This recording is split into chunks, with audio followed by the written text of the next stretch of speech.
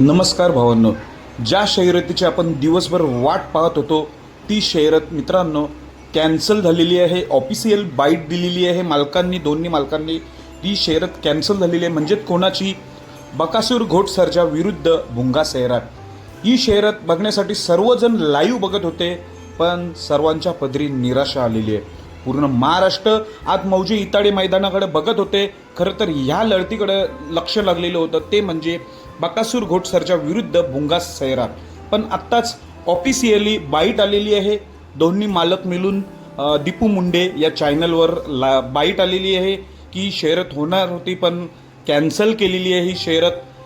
खरंच ही बाईट बघून वाईट वाटलं, कारण की आज सकाळपासून आपण लाईव्ह बघतोय. तर कशासाठी? तर बकासूरची शर्यत बघण्यासाठी.